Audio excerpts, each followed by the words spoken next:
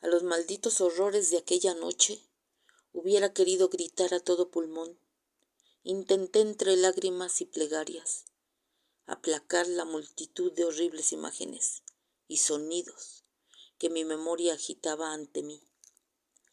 Y entre mis peticiones, el horrible rostro de mi iniquidad miraba a lo más profundo de mi alma, cuando la agudeza de aquellos remordimientos empezó a apaciguarse. Se vio reemplazada por una sensación de alegría. El problema de mi conducta estaba resuelto. Hyde era ya imposible a partir de ahora. Lo quisiera o no, ahora yo estaba confinado a la parte mejor de mi existencia. Y oh, cómo me regocijé al pensar en ello. Con qué voluntaria humildad abracé de nuevo las restricciones de la vida natural.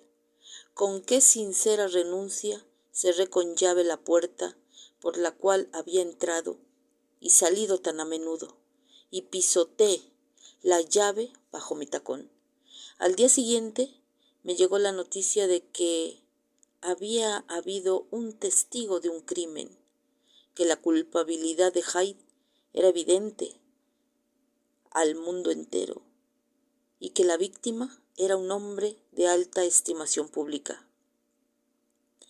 No solo era un crimen, sino que había sido una trágica locura. Creo que me alegró saberlo.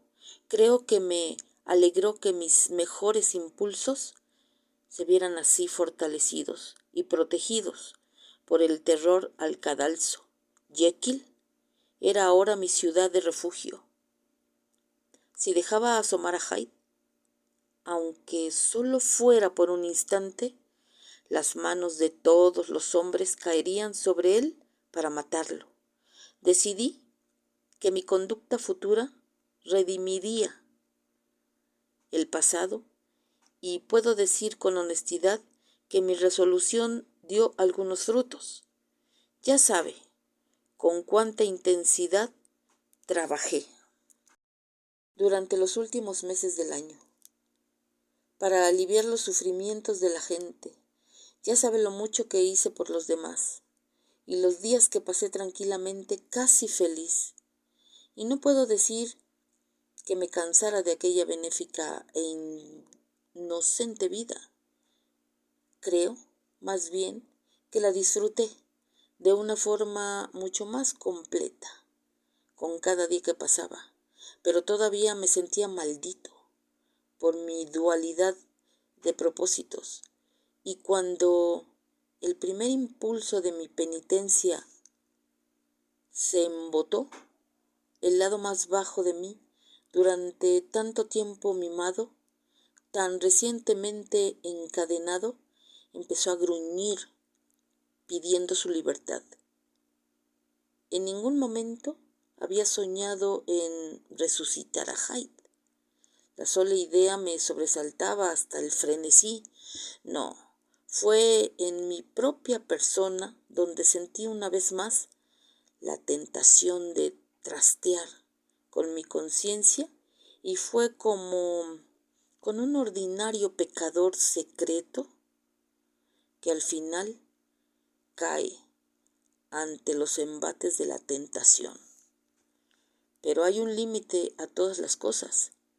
La medida de mayor capacidad se ve finalmente rebosada, y esta breve condescendencia hacia mi lado malo destruyó finalmente el equilibrio de mi alma.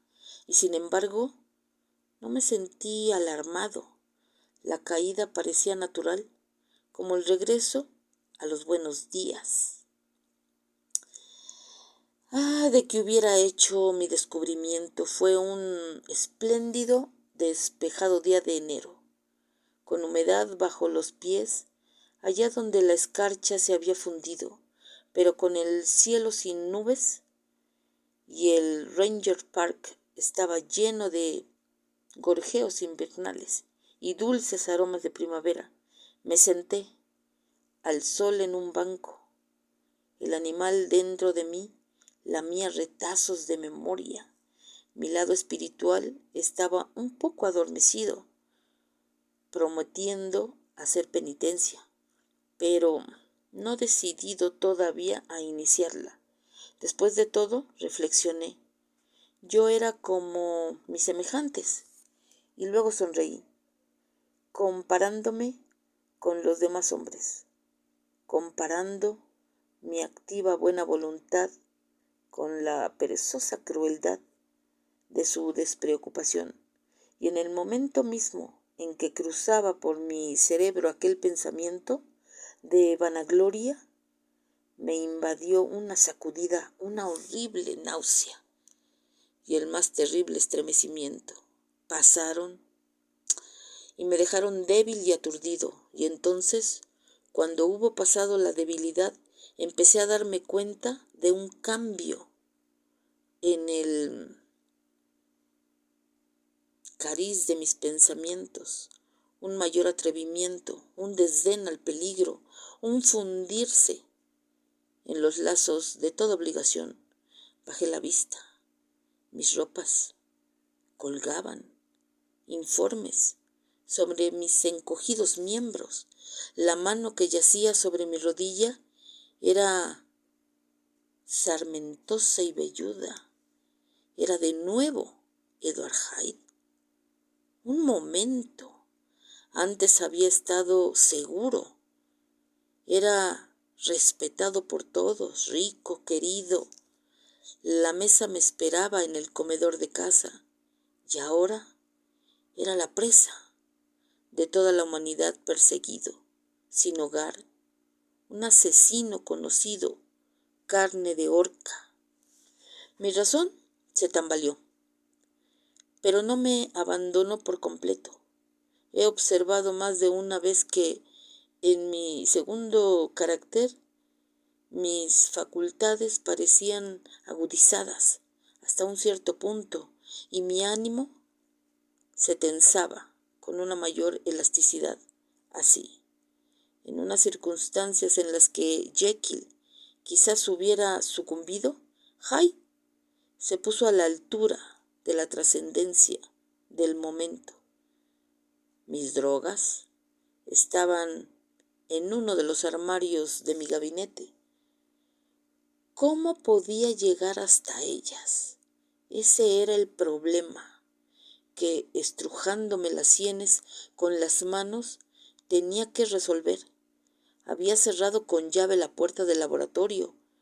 Si intentaba entrar por la casa, mis propios sirvientes me entregarían a la policía. Vi que tenía que emplear otro subterfugio y pensé en Langdon. ¿Cómo podía llegar hasta él? ¿Cómo podía persuadirlo? Suponiendo que escapara a la captura en las calles. ¿Cómo iba a llegar hasta su presencia?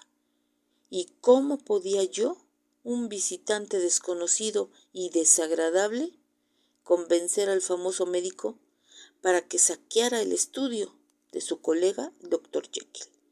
Entonces recordé que todavía conservaba una parte de mi carácter original.